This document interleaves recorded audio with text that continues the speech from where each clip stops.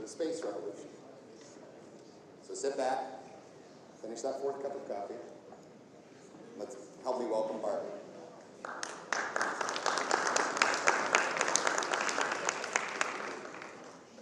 morning, everyone. So, what I'm going to talk to you about is the future of food, and why it is one of the most important questions that we can ask ourselves today. So what I'll start with is there are more people alive on Earth today now than the sum total of human history. And we are feeding more people right now with what we're producing from the Earth than has been ever produced in human history. Everyone in this room has grown up and lived a life eating better than the Chinese and the Roman emperors. We can have anything we want at any time that we want. But the system that created this abundance is coming to an end. And I'm going to explain to you why that's happening. So if you go back 11,000 years in the Indus Valley and at Göbekli Tepe, you can see the beginning of mass farming. Now what mass farming allowed us to do is instead of hunting woolly mammoths and gathering berries in the forest, we were able to produce agriculture and sustain ourselves. And what this allowed us to do for the first time ever is we had time. And because we had time, we started to invent science, philosophy, religion. Now you fast forward, and the last 11,000 years have been the optimization of that system.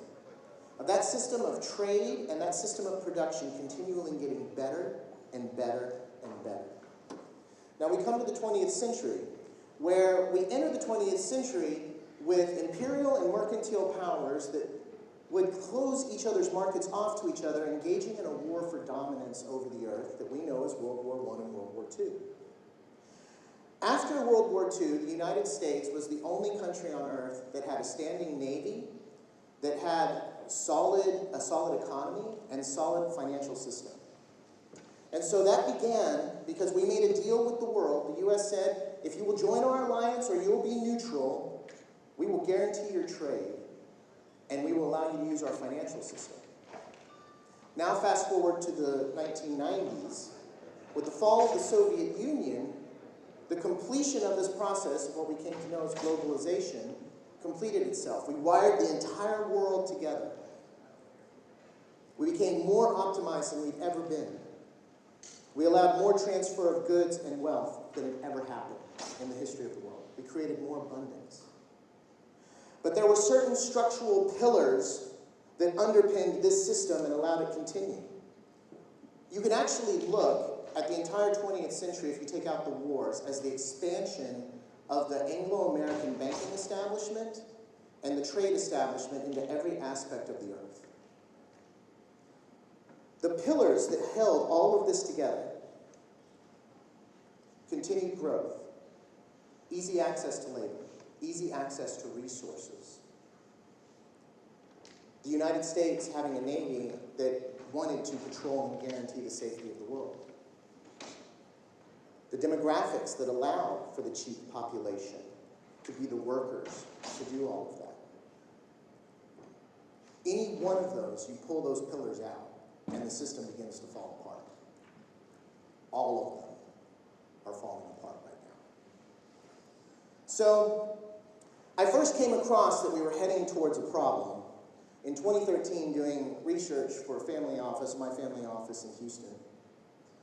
And at the first level, what we discovered was computer models from MIT in the 1970s that predicted, because of population growth, that the resource load of the planet would not be able to meet the population using traditional systems. Now, what that meant was, if we tried to do arable, farmable land, there wasn't enough land for that to happen.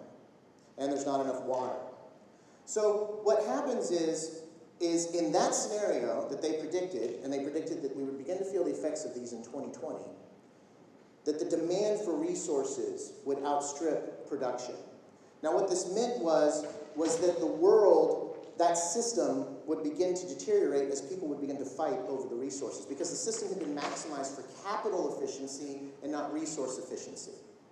So basically it was like a car with an engine that had been super tooled up and the road or the resources, and the car was just going to fly right off the road. And those models predicted that would happen in 2020. That was the good scenario. There was a problem beneath all of that that adds to that problem, which is the demographic collapse worldwide. That we no longer are going to have the populations for the cheap labor to guarantee that. So you cannot grow peaches in Argentina, ship them to Thailand to be packaged, and then bring them to the US for sale. Because all the underpinnings that allow that to happen are slowly being removed. So you have the combination of these two problems occurring at the same time. Resource depletion for the amount of carrying load we've already reached, plus diminishing capacity to continue for the cheap labor to make that system function. So, we saw all this coming.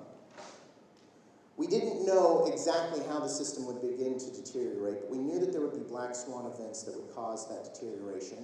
And we knew, like a giant Swiss clock, like what complex systems theories and the studies from NASA had shown us, was that once you begin to mess with a system that has been so optimally proficient and optimized for proficiency, that it's the butterfly effect begins cascading.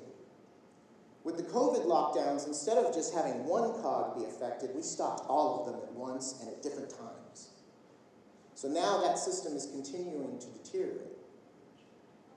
So, this is where Eden began. We knew that these problems were going to happen, and we knew that there were going to have to be solutions. Now this leads to what I call the great question, which is the great question of our time. And all social, political, and economic occurrences can be boiled down to this question. And how you respond to this question determines your response. And you can only fall on one side or the other. And the great question is will technology be utilized to empower the individual, to empower the family, to empower the community? Or will technology be utilized to vertically integrate and control them for greater economies of scale? This is the great question. And however you answer that question. Now, I'm a historian and I'm a futurist, which means I love to read about the past and I love to understand the technology of the future, and I try to understand the patterns and the trends of the past and how they interact with technology and how technology drives those things. So I knew that as we entered this period of disruption, that the powerful would only have the same answer that they have always had throughout history, which is, give me the power. I will vertically integrate, I will centralize, and I will solve your problems for you. This is what the Gates and Bezos and Walmart and Amazons of the world are doing. They are providing greater economy of scale, greater technological integration, and greater centralization as a response to this problem. Our good friends at the World Economic Forum in Davos, Klaus Schwab, has this great saying. He says, "You will own nothing, and you will be happy, because we will centralize and take care of everything for you. We will solve every problem, but you will have no power." I offer a different solution. I say that we can utilize these technologies to decentralize the future. That we can empower the individual, we can empower the family, we can empower the community, and we can say, you will own everything, and you will pursue eternal happiness to the ends of the universe. That's the choice that Eden is offering. That is why we pursued the NASA technology. We are an official NASA spin-off company. That just happened a month ago. We took the aeroponic technology that NASA has been developing for off-world plant growing. It's the most efficient farming technology ever developed. It will allow you to grow anything, utilizing less water, less nutrients, less human and electrical energy to accomplish its growth. It took us a long time to develop it. Everyone that wanted to vertically integrate and centralize went with hydroponics because it was much easier technology to leverage and grow lettuce and herbs. And that's why you see all of those farms, massive indoor areas growing lettuces and herbs, because you can turn those crops over quickly, you can grow them quickly, you can get them out the door, and you can sell them. And when you put that in downtown New York, you get the economy of scale by plugging into Walmart. It's great. Good for them. Our systems, we put the aeroponic technology because we knew that you weren't going to be able to grow peaches in Argentina anymore and ship them to Thailand and sell them in the United States. Our systems are built around the idea of an economy that occurs at the local space. And utilizing these kind of solutions allow us to help underserved communities, allow us to help those at the end of the supply chain. It allows us to create what I call prosperity engines. Because you can take these systems and you can do like what we're doing, working with HISD, working with Texas A&M, working with multiple school districts, putting the systems into the schools, teaching the kids how to grow their own food. The kids are now eating high nutrient, dense nutrient, organic food grown at the source, and then they're able to sell it to the communities. Now instead of coming home with that terrible box of chocolates or pencils, they come home with a list saying, Mommy, what do you want to buy this week for what we grew at the school? So this is how we create a human future. The kind of future that we all want to live in. And that's what Eden is. Eden is a company of hope. And what I've really started to understand now is that's even more valuable than the technology and all the work we've done, is the idea of creating a human-empowered future, which I do not see being offered in the landscape today. And as soon as we tell these ideas to people, whatever community, whatever background, they instantly get it, they instantly understand. Yes, I want my kids eating organic food that they're growing in their school, learning how to grow the food, learning how to appreciate the environment, keeping the money in the community instead of it going out to multinational corporations thousands of miles or continents away. This is the pathway to creating that kind of future. And that's literally why the tagline of Eden Grow Systems is Feed the Future.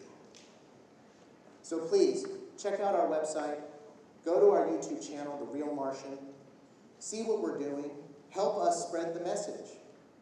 Because this is the fight of our time, of will we create a future based on hope, or will we create a future based on control?